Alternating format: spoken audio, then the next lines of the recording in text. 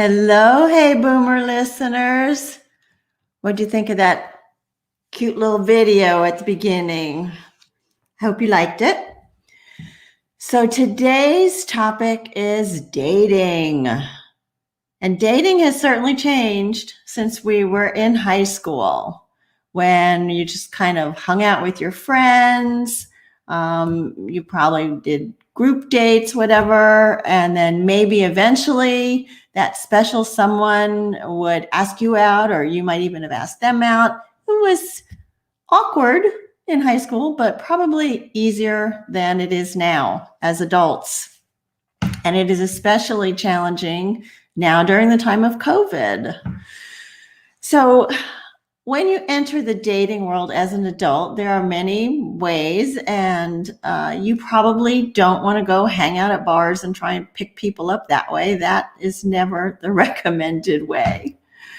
But there are clubs and classes and churches and places like that where you might go and meet people. And many of us, myself included, have tried some of the online dating sites. And those dating sites have proven for me to be very challenging. First of all, you have to create your own profile, right? Which means you have to put up pictures of yourself. You have to write about yourself, and trying to write about how wonderful you are is never easy. And then you get brave and you put it out there to the world, and nobody sends you a notice that they want to talk to you. And so you start to think, I didn't do something right, or people aren't interested in me, or whatever. And you get a little ego hit there. So you think, okay, all right, I'm going for this. And you try and reach out to a few people that look like they might be interesting to you. And then guess what? They don't respond. And now it's like another ego hit. You're like, So we are very fortunate today to have Christine Baumgartner with us. And Christine is a dating coach and a relationship specialist and the owner of The Perfect Catch. And she's going to talk to us about dating as adults and in the time of COVID, and even dating in your relationships. Well, your long-term relationships, dating is important. Before I bring her on, I just want to tell you, we, Hey Boomer, have a new partner. And our partner is Lifeline Screening. So Lifeline Screening does preventative health checks to assess your risk for things like cardiovascular disease and stroke risks. And so I signed up and went through their assessments, and I was very pleased with how professional it was, how carefully it was, handled with all of the social distancing. It's a mobile unit, so it's all over the country, and you will be able to find locations anywhere you live. And they are offering this 5-test series to test your cardiovascular and stroke risks for $149 to Hey Boomer listeners, which is really awesome. If you were to get those tests through your doctor, and they probably wouldn't order them until you showed some sign of a risk, it would take a while for you to be able to find anything at all that might be comparable in cost. You get a printed report in a couple of weeks, and nice details that you can take to your doctor. So I've got the link here on the screen, but also I have created a post on the Hey Boomer Facebook page. So go there, check out your risk, find out if there's anything going on before it becomes a problem. I just wanted to remind you that if you are not able to join us on Mondays, or if you have friends that you think would enjoy this conversation that we're going to have today, you can listen to us on most of the major podcast channels, or you can listen to the video recording again on the Hey Boomer Facebook page or our YouTube page. And we like your comments. So let me bring Christine on. Hi, Christine. Hi, Wendy. So lovely to see you again. And you as well. Thank you for joining us today from Southern California. Thank you. It's such a wonderful treat to talk to you again. Thanks. So, let me tell people a little bit about you before we Sure. actually jump into all of this, okay? So, Christine works with singles who are frustrated with their dating life and are ready to find that loving partner and that are willing to tackle what's keeping love away. Yeah. As a successful coach with John Gray, you remember John Gray, the author of Men Are From Mars, Women Are From Venus? So she was trained with John Gray and then combined her personal dating experiences and created the Transform Your Dating Life system. She helps people who are confused and are concerned about re-entering the world of dating. And when Christine's not working with her clients, you'll find her horseback riding, volunteering at a local equine therapy ranch, or hanging out with her friends and cuddling with her two cats, Ethel and Junie. Aw. So, Christine, how and why does somebody become a dating coach? Well, that's such a really good question that I imagine you would know that I get asked it a lot. And I love your title, Dating Again. I hear that so much that we weren't planning to date again. No. Age at all. So I became a coach. Often coaches will say that we were our first client, and I certainly was. I was married when I was 18, and I got divorced when I was 31. So I was single and 30 and no kids, and I'd never really dated because I'd met my first husband when I was 16. So I dated a lot. It was really fun, and it was a really great experience, better than I thought it would be. And my friends would all say, so what do you think of the guys that you're dating? I go, they're really nice. And really, in all my history of dating lots of men, I never dated anybody that wasn't a nice man. And in my same sentence of saying they're nice, I'd say, but I wouldn't marry them. But it wasn't a problem because I wasn't interested in getting married again at that time. So I never really looked at why I wouldn't marry them. And then many years later, I decided I wanted to get married again. And it was right when online dating started happening. And what was so amazing I had a girlfriend that was starting because I didn't hear about it. And she said, you want to come try? And I said, sure, I was game. And there was even more men to date then because men are fearless. They just jumped on online dating. They'd throw up a profile. They'd throw up some pictures. And women, we're cautious. We're careful. We want to check things out ahead of time. So online dating sites were just opening their doors to women for free because if women are not there, men are not going to show up, right? Right. That's how it is everywhere. So then I had even more men to date. And I had mentioned to my friends, I think I'm really in the mood to get married again. So they'd say, well, what do you think of the guys that you're dating? And I'd say, really nice guys. I wouldn't marry them. I thought, well, that's a problem since I've now said out loud, I want to get married. So I thought I should look at, well, what are the traits that I wouldn't marry? I mean, really get clear about it now.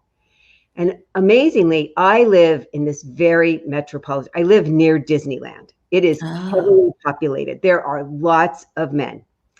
But consistently, the men sitting across the table from me would have really good jobs and would make very good money, but they had no money set aside. They had no savings. They had no retirement. They often had a lot of credit card debt. And people would say, how do you even find that out? Because I would never ask that question. It turns out I'm really good at asking inquiring, I'm curious questions. So what I would ask men is, well, how do you plan for a vacation? Because I would always set aside a fund for my vacations every year. And they would explain to me, well, those credit cards applications that just come in the mail and I just get a new one each time I go on vacation and I have all this debt. I know. And one guy actually explained to me how he had gone on this round the world trip. Turns out you can buy a ticket for around the world. And as long as you keep going in the same direction, you can get on and off as much as you want. I think it's over a year. And he did amazing things. His trip was so fun to hear about. And he came back in a lot of debt. And he had this really good job, but he didn't like it. And he was explaining to me how he was going to quit. And I said, "Oh, and what are you going to do?" He goes, "I don't know." I know. And the thing is, they were perfectly content as they were, but it just wasn't going to work for me. I was much more cautious with my money. I Cautious. was more careful with preparing for my future. So I thought, well, why do I keep having all these this same trait keeps showing up across the table from me? So you go through this period where what all my clients do too are like, well, what kind of a person attracts men like that? And why am I attracted to them? And what does that say about me? And you go through this kind of negative part. And the best part about it is when you figure out, oh, it might have something to do with me. Turns out it had a lot to do with me. You can do something about it. So what I found out was that was my ex-husband and my dad. They'd been very lucrative entrepreneurs, but they never had any money to show for it. I mean, they did really well in their businesses, but they weren't very careful with their money. Preparing for the future was not important to either one of them.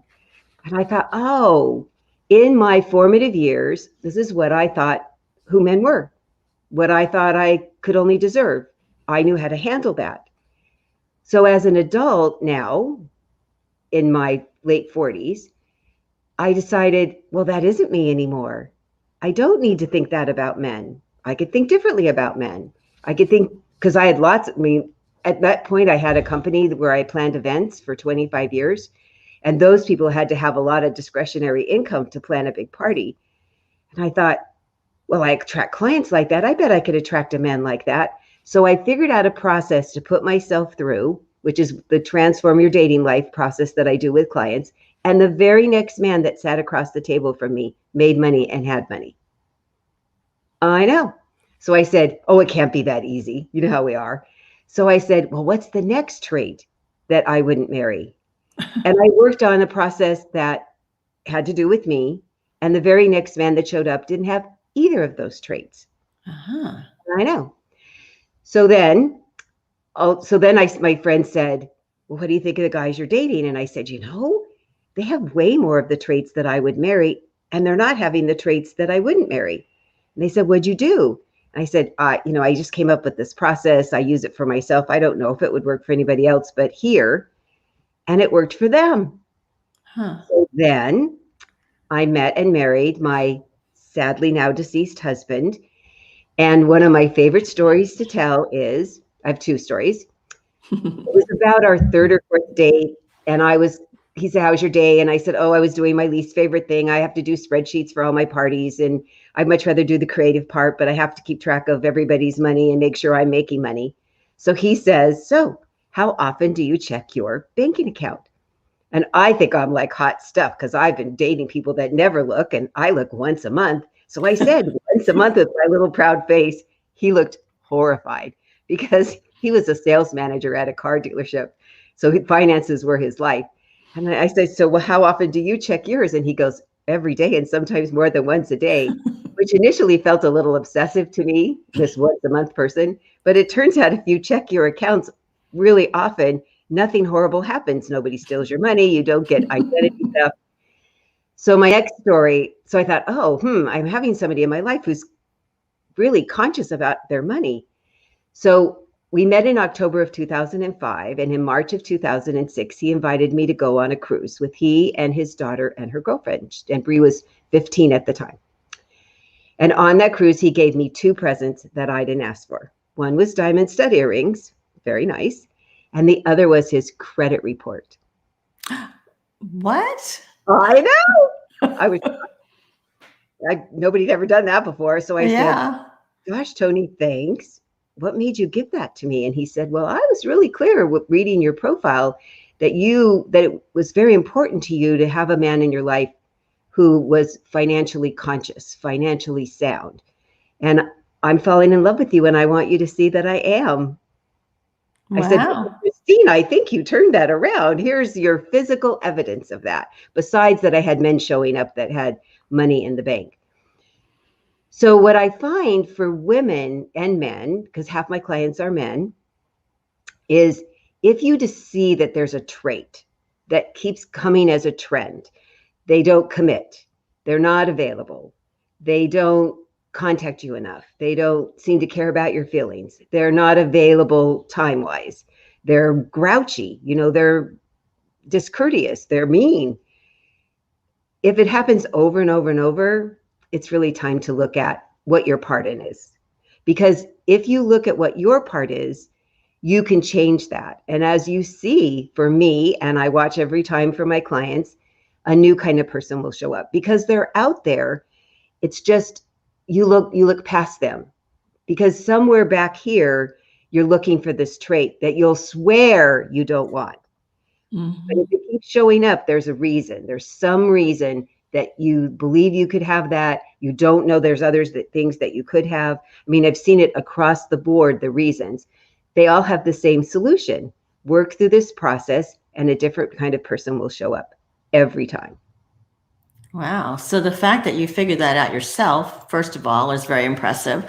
And so are there like series of exercises or reflections that you take your clients through to say, well, I always attract this person who, I don't know, who isn't respectful, let's say. Are there series of exercises you take somebody through to say, well, but it's not really about them, it's about you? How do you figure out what it is? So often, a lot of our bad dating experiences are based in our lack of self-confidence, of how smart we are, how pretty we are, how tall we are, how skinny we are, how lovable we are, how dateable we are. That's often why we're dating people that aren't right for us. At least we know they're not right. I mean, the best thing I can say is at least we don't marry them. Right? Right. So a lot of my foundational work is to help people with their self-confidence, because I've polled hundreds of men and women, and all of them say, along with the other things that are attractive to them about the opposite sex, self-confidence is one of the top 3.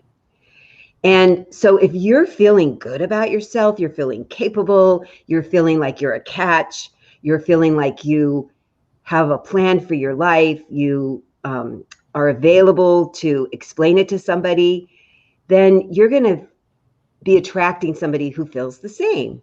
Because if you're attracting somebody that's discourteous, they probably don't have very high self-esteem, or they're a narcissist, which they have really high self-esteem, but they're not nice people. Yeah. And you'll stay with somebody. You'll keep trying too hard with somebody who's not the right person if your self-esteem and self-confidence are not a firm foundation underneath you. So there's a lot of other things that I do with clients to help them start dating differently. That's what I call it. Because if what you're doing now is not working, then you need to change the way that you're dating. Right. A lot of it is the foundation of feeling good, feeling your best, feeling like you have a lot to offer. And if you're not feeling that way, I can help you start feeling that way. And what people tell me is a bonus, which I don't even talk about, but it happens all the time, is they start having even more smooth and helpful and connected relationships with the other people in their life, their friends, their family, their colleagues. I know, because if you are more confident, you won't let people take advantage of you. You'll be more open with your heart, because if we're feeling concerned about, oh, somebody might hurt me, we're going to be really guarded with our heart.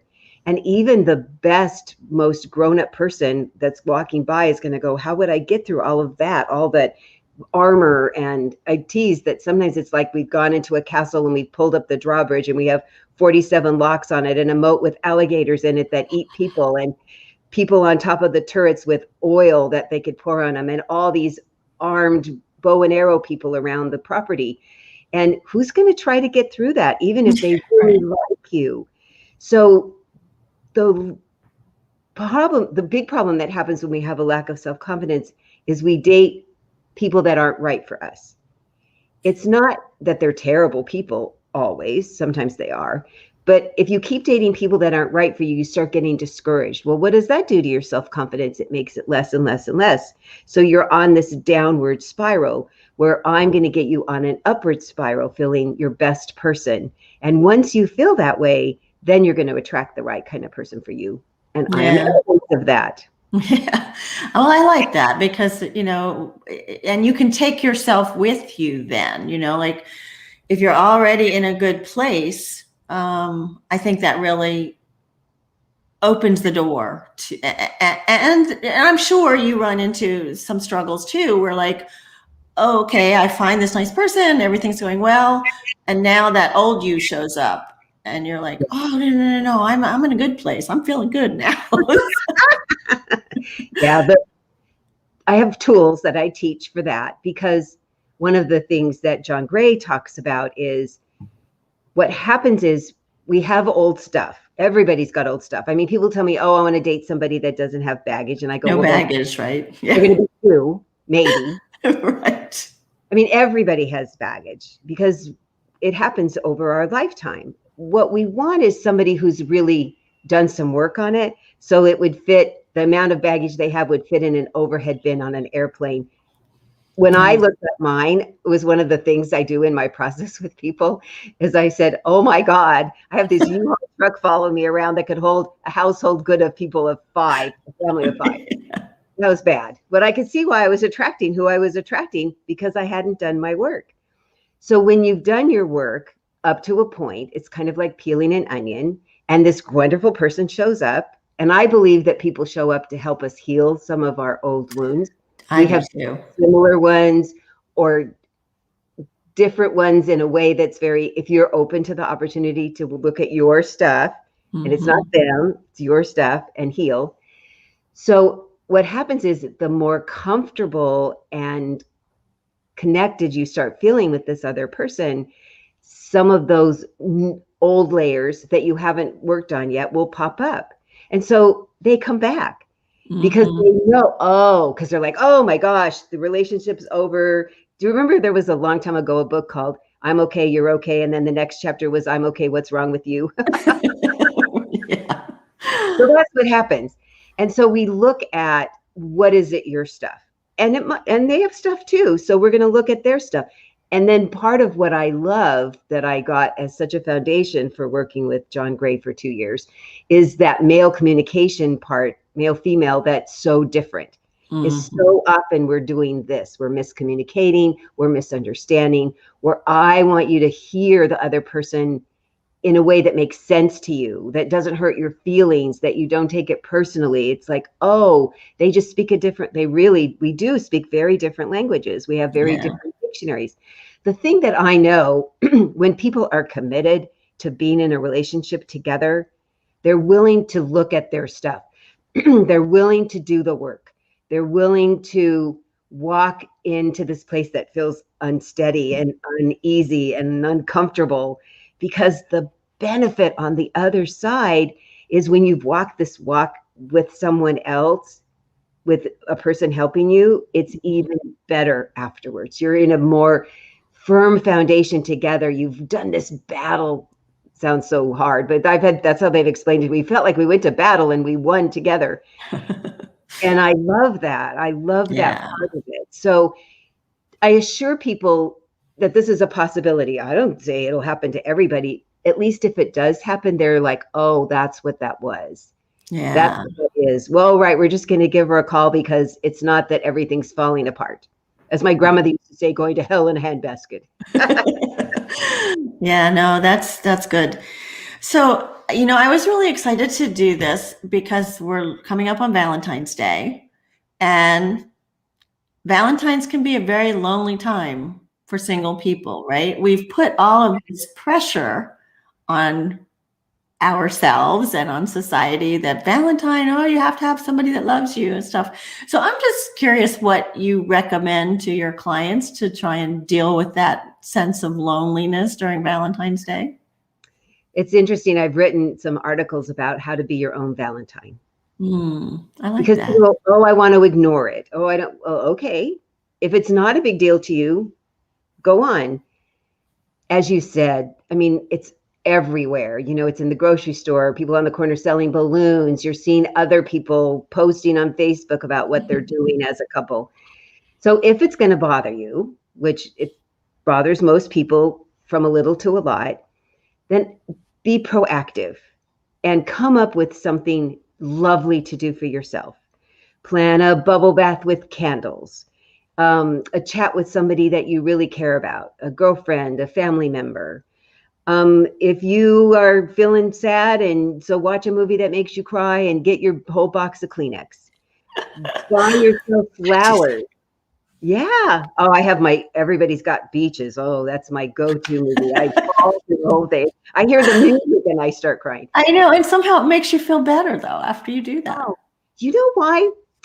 Moving water is iodized, which is why we feel good after it rains. You know, the air's cleaner, and the shower, the moving water in the shower. Well, I think the same thing happens with tears. I think it's very cleansing. I think it's very healing. You know how you get a headache if you try not to cry? Just let it happen. A big waha. People think I'm never going to stop. Well, You'll stop. my husband died and I stopped crying. I can even now, after years, I can talk about it and not burst into tears. I burst into tears a lot in the beginning. And I just said, if this makes you uncomfortable, you need to leave the room, because I'm really sad that my husband died suddenly. Right. After only 5 years of marriage. It was hard. So yes, plan a cry if you need a cry. And then I always have a backup after that of a funny movie. So I want a movie that'll make me laugh. So I like Planes, Trains, and Automobiles. That's just such a funny, or Airplane. I mean, I love that kind of humor. It makes me laugh. So be proactive. As a single person, as a coupled person, I think being proactive is essential. Because if you just wait for stuff to happen, it doesn't always happen, or it might not happen the way you want it to. So you'll be disappointed. Where you know what you like, you know what would make you happy. Please do that. Please take care of yourself. Because what I find is, if you take care of yourself well, if you're nice to yourself, if you're kind to yourself, if you say nice things to yourself, not 24/7, most of the time, you are not going to allow anybody in your life on a permanent basis that doesn't treat you the same. So you're laying a foundation down. Here's one of those exercises I give people to make certain of the quality of person that you're going to be attracting and be attracted to. Because we always say, oh, I hear people say, you know, I'm really sad and I feel bad and I want somebody to come in and make me feel better. I want somebody to come in and rescue me. Right. Well, I believe, and it's proven true, that you need to make yourself as happy as possible. And then when a new person comes into your life, they can make you happier. Waiting for someone else to make you happy, it doesn't always work out very well. In fact, it can work out so badly because you will accept too little. That's when people talk about settling. Settling means you're not asking for the best for you. Now, if you haven't thought about what would I like, then how would you know how to tell somebody else what's best for you? So there's another reason for practicing on Valentine's Day. I know people who like flowers. I happen to. So my husband, there was always fresh flowers in our house. And there's some people that don't like flowers. They'd rather a plant. So go buy yourself a plant. And then every day you look at that plant. What a nice present that was for me. I'm so glad I bought that for myself. That you're saying these kind things to yourself. You're being appreciative of yourself. It'll help you be more appreciative when somebody comes into your life of the opposite sex and does something nice for you. Yeah. And, you know, as you were talking, I was thinking about advice I used to get from my mother. I still get. And she would always say, you know, expectations are to get you into trouble. So like if you're expecting somebody to make you happy or to send you flowers or to know that you want whatever, then you're setting yourself up to be disappointed. So I love how you said that, you know, let it be known what you want, and you can even do it for yourself. Joni here went a little overboard, I would say. She bought herself a new car on Valentine's Day in 2012.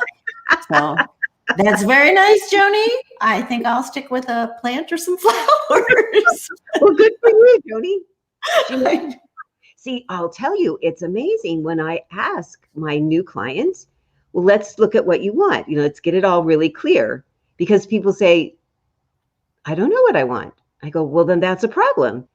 Because if you went to the grocery store and you were going to make some new recipe, if you didn't have a list of all the ingredients, problem is you're going to come home with all the same old stuff. So if you want something new, we have to write it down. That's really the point of making lists.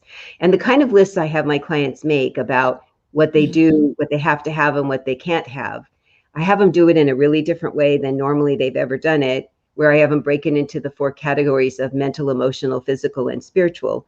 And then not only are they writing the words, like often people will say, I want somebody honest, or I want them to have integrity, or I want them to make me laugh. Then we come up with an entire sentence or even a paragraph that explains each of those words. Because making you laugh, what kind of sense of humor do you have? What kind of things do you think are funny? So when I first met my late husband, he would tell me about this practical jokes that he and his adult son did, because my stepkids are 20 years apart.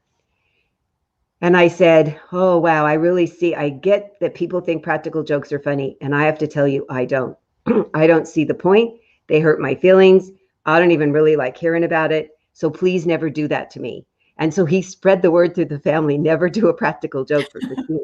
And my husband had a wonderful, oh yeah, well, he knew. I said, it'll hurt my feelings and I'll be really sad. And you don't want me to be sad. But he made me laugh a lot. He had a great sense of humor. He just never did practical jokes.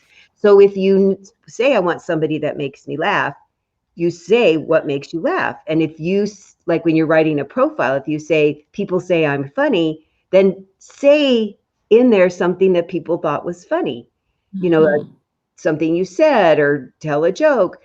Because what people forget to do if they're using online dating, or even just trying to have a conversation with a new person, you need to be able to explain about yourself in kind of a story, like how I've told you stories about what happened on some of my dates with Tony, where I don't just say, I want somebody who makes money and has money. That's not helpful.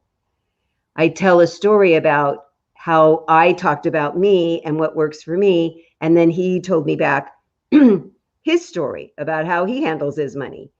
And so if you haven't gotten clear about what you need and want, it might be one of the reasons you're not getting what you think you need and want. Right. Yeah. So if we're talking about dating, we're talking about singles, but a lot of times people have been in these long-term relationships and, they haven't really done a date in a very long time. Yeah. So what kinds of things are you suggesting people do for dating, whether you're in a long-term relationship or you're single, especially now during COVID? Oh, COVID. Boy, that really threw a wrench in the works of lots of people, excuse me, with singles and couples. So the biggest thing I'll say is make a plan. Put a date on the calendar. Especially when you're in a long-term relationship, you just wait for it to show up. A date, not spontaneous. And I go, I am not taken away from any of the fun or the spontaneity. I'm happy for when it just shows up. But for the times it's not just showing up and life is getting in the way, one of the things we human beings are really good about is if we have something on the calendar, we honor it. We keep that date. So one of the things I tell people is, if you know the kinds of things you like, make a list. I like going on a picnic. I like taking a shower together. I like a love note left under my pillow. I like a surprise text during the day that's a sexy one. I like if you gave the kids a bath when you came home, or you played with the kids so I could take a bath, or you made my favorite meal on Sunday night. And you make a list, which sounds so romantic. And I've heard it's not romantic. But if you're fighting because you're not getting your needs met, or you're sad because you're not getting your needs met, neither of those are very romantic at all. And getting what you want and need is very romantic. So then what you do is you give your list to the other person. And there's a variety of things, something that's a really easy thing you can do in a minute, like write a note, or something that takes a little more planning. And then you also have discussed about putting specific dates on the calendar. And if you've got kids, where the kid's going to go, so you can have your date. And then you pick and you talk about, I want something once a week. I'd like something twice a week. I'd like something on Monday, Wednesday, and Friday. And then you negotiate with the other person. Does that work for the other person? So what happened with COVID, with couples that I've worked with, is they had a pretty nice, flow. You went to work, you were gone this amount of hours, I was gone this amount of hours, and we're used to spending this amount of time together, and now we're together 24/7. Oh my God. Oh my God, oh my God, oh my God. And it's not that I don't like you, but I don't know what to do with having you here all the time. And so we came up with some tools of, this is how much alone time I need. And this is the kind of alone time. I mean, I need to go shut the door and nobody knocks on the door for an hour. Unless, my mom used to say, this is what my mom used to do, unless somebody's bleeding a lot on the carpet or the house is on fire, do not knock on that door. When she got home from work, she would go in her bedroom for an hour and read and decompress. And then she'd come out and really nobody knocked on that door. So this is a very honoring thing to do for yourself. I need an hour twice a day, and I'm going to go out for a walk by myself, or I'm going to go in the bedroom, or I'm going to go take a bath. I'm going to go in my office. And what really is amazing is when you do something like that for yourself, when you empower yourself to ask for something and the other person says, I love you, sure, I can do that. That already starts making you feel better. It just does, because you've done something good for yourself. It gives us a shot of endorphins. And then when the other person honors it and does it, you're like, well, they really do care. Well, it even makes me feel even more lovable. I already love myself by doing this, and now I'm getting love back from the other person. And it took a little bit. It took a few weeks to turn this around with people, but it was amazing to have them come back saying, wow, we get along so much better, and I'm feeling even better about myself, and it makes me want to spend more time with them because they've been so honoring of me asking for my downtime or my time off, or the things I asked them to do. The thing that happened with singles, oh my gosh, March, when everything shut down, I said, people are not going to think they can date. And they started saying, I can't date, because all the places they normally went to meet people were unavailable. Right. So that took a couple months. I mean, I did videos and wrote articles and started a meetup every Monday night for people in my area, which I've been doing since June. And it's fun because I have 20 people generally that show up. Oh, nice. Yeah. And so what I started doing was really pushing Meetup. I pushed Meetup before as a place to go out and meet people, because you would know already you have something in common. Because you had talked about how we used to meet. We used to meet people in our neighborhood. We met them at school. We met them at work. And we got to watch them from afar. How did they interact with other people? What kind of a person did they seem to be? You got to see them in a bunch of different moods. They got to see you in a bunch of different moods. And you checked them out. It was like looking at their resume. Now, there aren't a lot of ways to do that. I mean, you read a profile and is that really the truth? And if you haven't learned from me the kind of questions to ask, that people will tell you all sorts of stuff about themselves. So Meetup was a perfect way, because you knew you had this thing in common. You had walking or wine tasting or a book club. And at least you were now back in this group where you got to watch them interact with other people, and you got to watch them, how they interacted with you, but in this not date way. So lots of the meetups went online, and there's all sorts of activities you can do with Meetup, where you now have this thing in common, where you're the same age group, or you like this sport, or you like movies. There's all sorts of meetups out there, or you can start your own. And it gives you a chance to get to know somebody on a slower way, a more like testing them out, where it feels safer. It feels, especially for women, because safety is so important to us. And the best part about being stuck at home, because I always try to look at the bright side of everything, is when you go out on a date and you're meeting a new person across the table, there's excitement, but there's also nerves. What are they going to think about me? And is this safe? And what you're doing when you're on Meetup on the computer is you're sitting at home on your cozy couch. You couldn't be safer. It has tend to relax people a little more. They're not quite so nervous. And it's also a way people have been meeting when they couldn't meet in person, when they've been using online dating. I tell them, have a Zoom date. Because we all know one of the biggest complaints about online dating is that people don't look like their profile pictures. That's so true. Now you get to see them live.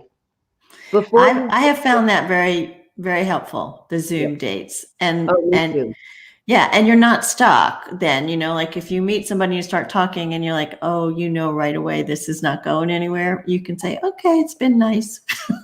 Bye. You're not stuck there for the rest of the evening or whatever. Yeah, because I'm back dating again. So yeah, I've really enjoyed the Zoom dating, and it took a while to get people feeling comfortable about it. Now they do it all the time, you know, and then when things started opening again, now that you've talked a few times, you could go meet for a walk at the park with masks or not, or sit at opposite ends of a picnic table and each bring food with masks or not. And that's the other thing, that now there's even additional ways that you see, do we have this in common? Or where's our comfort level about masks? Where's our comfort level about the vaccine? Where's our comfort level about gathering in groups? Because if you have one comfort level and theirs is really extremely different, this is how you find out, is about having this kind of a conversation that, oh, I would be happy to meet you, but I would need to have a mask, or I don't believe in masks. So it's a whole nother level of finding out of the things that you have to have and can't have in a relationship in these video conversations. And there's so many ways. There's Zoom and Skype and FaceTime and WhatsApp. There's lots of ways to see another person. Yeah, I like that.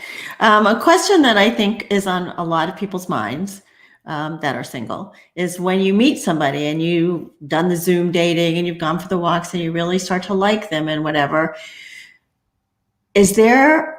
do we just trust our instincts, or is there a right time to say, okay, I'm ready to get intimately involved? Yeah. Our instincts are so formed when we're children that if we haven't done the work, our instincts aren't always accurate and helpful, especially if we do have chemistry with them, if we're all excited about how they look and how they sound. And we go into, both men and women can go into this hormone fog where we kind of lose our minds a little, and we stop looking at the potential red flags and things that could be a problem. So if you want to depend on something inside of you, I think intuition is better. What I'll ask my clients is, you know, when you've just known something, you knew this was the right job to take, or the right way to turn on a street, or you just knew something, where in your body did you know it? Mine's in my solar plexus. It's always been there. And it always tells me yes or no. And when people say, but I can't pay attention to my intuition, it's not been steering me right, I go, I think it's because you weren't paying attention, because it's doing this. It's going, hello, hello, hello. Right. And you go, oh, but I don't want it, or I want to be a nice person. And oh, who would say that? Who would ask that kind of question? And if your intuition is saying no, there's a really good reason. And you need to question to find out what the no is. Now, it could be just no new. It's too new. It's kind of different. I haven't done this before. But often the no is, this isn't going to be good for you. So it's important to pay attention to the chemistry thing and say, okay, you can listen to your heart, but you have to bring your head along too. Because if you just do your heart and you aren't using your head and you're not paying attention to your list of, well, but I really want somebody who's available. I want somebody that I can go out with all the time. Well, then long distance relationship, even though they're cute, even though they say a lot of the right things, might not work for you. Or I like somebody who isn't around all the time. But here's somebody that's retired that doesn't have any hobbies. I'm not sure that's going to work for you. Or I want somebody who is available to travel and they're really involved with their grandchildren. They watch them for their kids all the time. Mm-hmm. So that's what happens if you get all caught up in the chemistry. You stop looking at these things that 6 months down the road, now your heart's broken because they were this great person, but they don't really fit in these things that are essential to you. So Yeah, there's that's really. I have to have list, I can't have list. And then there's the nice things. So that's where you have the negotiating part where, oh, that would be nice to have, but I don't have to have that. And when you have all these other things that are really the essential things, it's amazing how many things you'd like to have seem to come along with it. Yeah, that's good advice. Right. So, Christine, I like to end all of my conversations with people with a quote from C.S. Lewis, where he says, "You are never too old to set another goal or dream a new dream." Oh, So yeah. my question to you is, what are you dreaming about for the next 6 to 9 months? Oh, I will be in a new relationship for sure. I don't have one in mind at the moment. I will. It's my goal. I love being married both times, even though the first one was hard because we were so young and so wrong for each other. Oh my God, we were so wrong for each other. Perfectly lovely person, just no, we weren't right for each other. Yeah. And then the second marriage that was wonderful, just too short. Yeah. I will do that again. I'm not sure I will marry again. That's not mandatory to me. It's in my, yeah, I'd be fine. I'm okay with that if they want to and I want to. But I will be in a committed long-term monogamous relationship again, way before the end of the year. Yeah. Nice. Well, I look forward to that for you too. Me too. We'll get back to each other on that. We'll get back to you on that, right?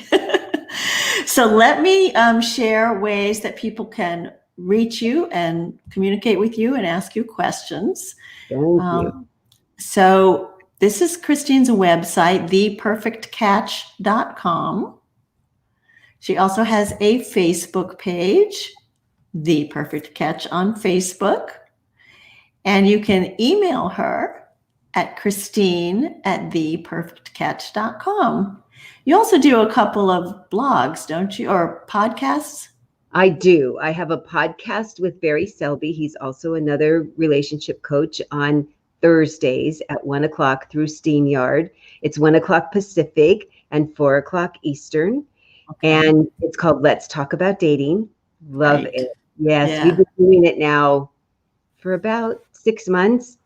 And this week we're going to talk about lingerie because of Valentine's Day. I know. It's really fun because you get the male-female point of view from us, and we've had so many, like she just put us on Pinterest and we already have 11,000 people that are, I know, isn't that amazing? That's great. I think having the combination of a man and woman talking about all these fun subjects and challenging. Last week we talked about guilt and shame and how you can do it in your personal life and your dating life and how it can get in the way of successful dating and how to get through it. And then we talk about fluffy things like lingerie. So it's really fun. We enjoy it. Yeah, and I've listened to a couple of them. I like them too. Kathy says your website looks great, Christine. Oh, thank you. I will tell my web designer I have nothing to do with it. I have no idea how that magically happens. All you people that know how to do that, I'm in awe. Yeah. Well, let me tell you about our guest next week. It's actually a very interesting follow-on to this conversation about dating. So my guest next week is Dr. Jane Fleischman, who is a certified sexuality educator. Jane is an award-winning educator, writer, program developer, and sexuality researcher. She co-hosts a regular podcast on sex in the second half of life that's called Our Better Half. Oh, I love that. Isn't that great? Our Better Half of Life. And she recently did a TED Talk called Is It Okay for Grandma to Have Sex? Oh, yes. Yes. Yes. So, hey, boomers, in preparation for that talk, I am offering you the opportunity to email your questions for me if you feel like you might be hesitant to ask the questions in chat. You can send me your questions at wendy@heyboomer.biz. I promise I won't use your name if you email me, because I just know this is going to be an interesting conversation. Lots of good questions could come out of that. So I'm really looking forward to that one. Yes, it's essential for both men and women to be proactive about their sexual health, because those endorphins make us feel good and it gets our blood rushing in our bodies. And I grew up with a mother who talked about sex all the time. My friends all showed up because my mom was the only one that would talk to them. So I'm really comfortable talking about sex with my clients, and I am going to listen to your broadcast. There's always listen to that. things to learn. I know. Yes, Kathy, pre-work, send me questions. Oh yeah, sex is such a fun subject to talk about. So, hey boomers, thank you so much for joining us today. We all still have so much to give. So let's keep meeting weekly to learn, to share, to dream, and to grow. My name is Wendy Green, and this has been Hey Boomer.